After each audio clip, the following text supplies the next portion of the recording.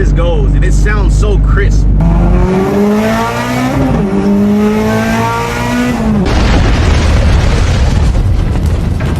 Desmond here from Performance Destination. If you're looking to have your car tuned, whether it's on the dyno or remote, reach out to us and see what we can do for you. We meet the needs on all computer systems.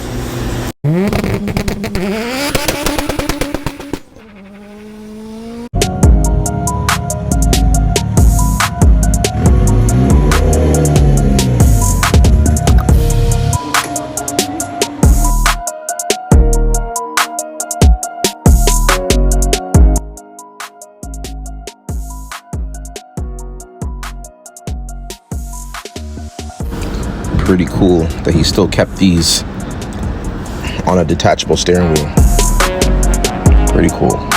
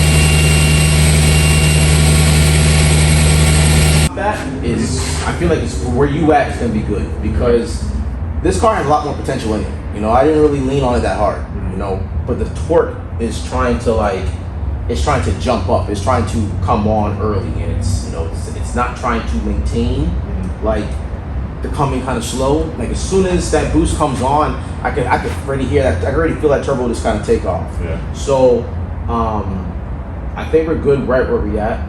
For what you are. Usually on the stock block, I usually put a Evo anywhere between this and 530. Okay. So anywhere between that, only depending by the torque though.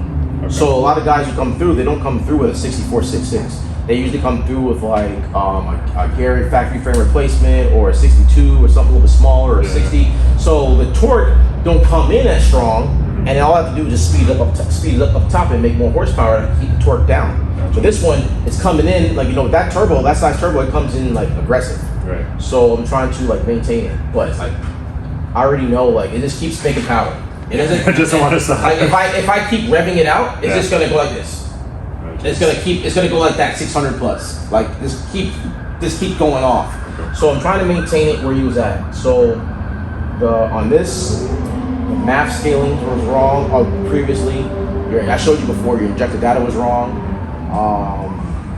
Like how the boost controller is plumbed, like all of that's going to affect how the car is going to get into boost and build. Okay. So that's also maybe depending on how it was plumbed, depending on how the boost reacted down low from your previous and what it is now. Okay. So whatnot, because how it's plumbed is also going to affect the efficiency of the turbo and whatnot. Okay. Sometimes they might have the gate open quick earlier, or have it stay shut, or when you on stock ECU, there's a certain way that, like I showed you on rim speed, how to wire it up, how it was wired up before, how it plumbed.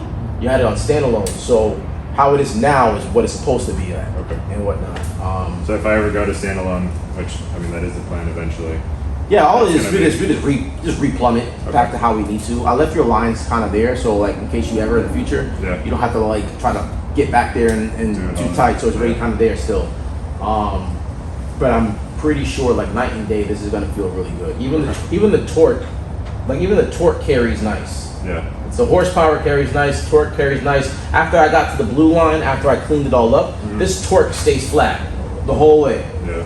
Whole way. It doesn't even fall off. It just stays flat the whole way. By the time it gets to its sweet spot, it just stays there the whole way, and then red line.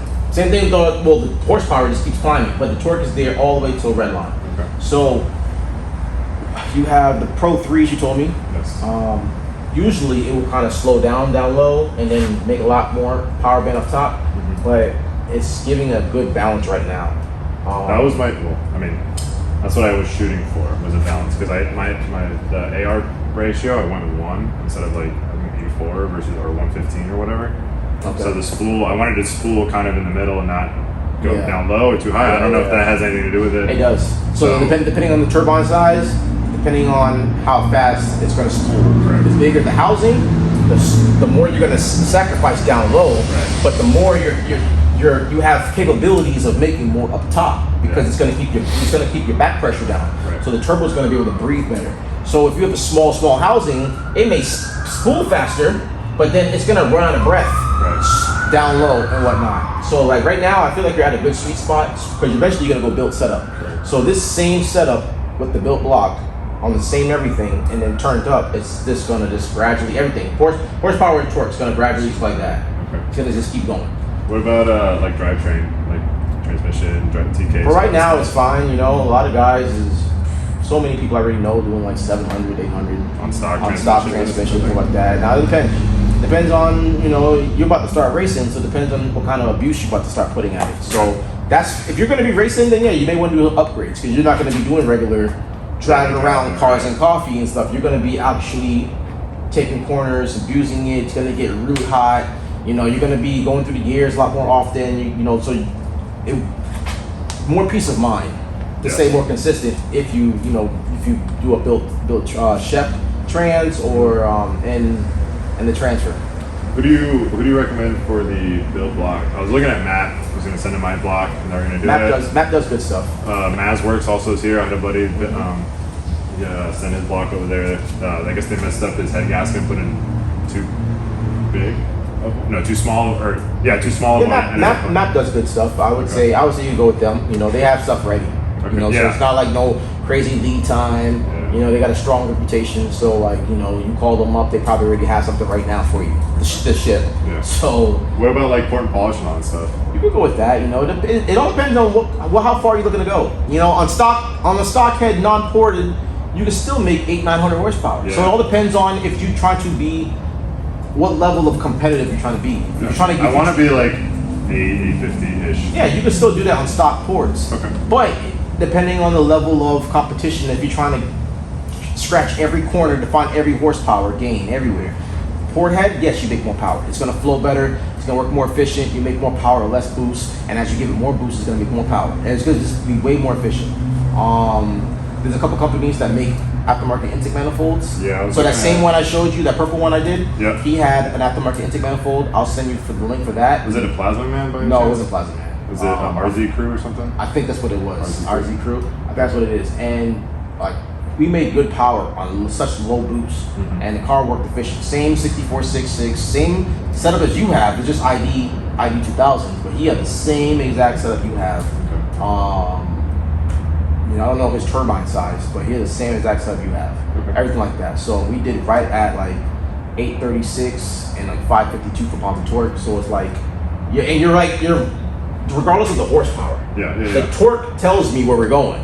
You know, the torque tells me if I give it more boost and I rev this thing out, this line would easily go above 500. It would jump up. Okay. So I think we're good here. Remember, your stock block, so I don't want to go too hard. And I feel like this is going to be fun. This is going to be good. But like I said, fix your MyVec, because if you have a failing MyVec system, or not failing MyVec system, but if your MyVec is sticking, because sometimes if the TPS is not working and it idles too low, then you'll see your MyVec go to like the negative, like how you saw, and then you see it come back to be positive.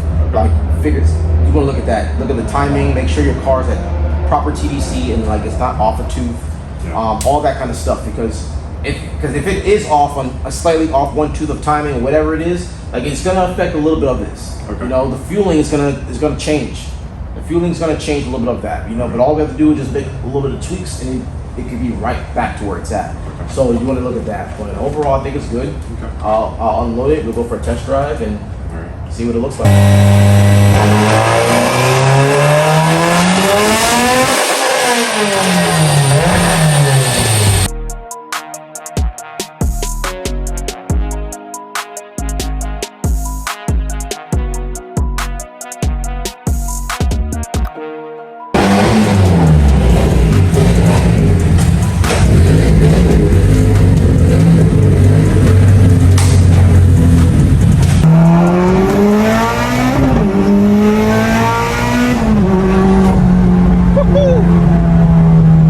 How'd that feel?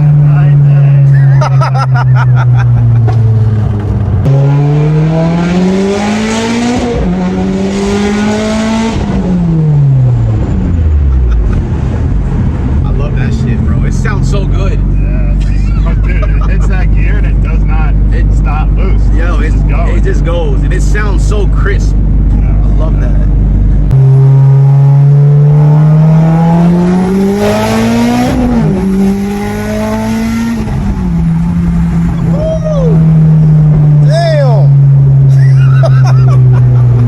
Alright, man, so you brought it back the second time, got everything all worked out, a couple things fixed, MyVec fixed, boost leaks fixed.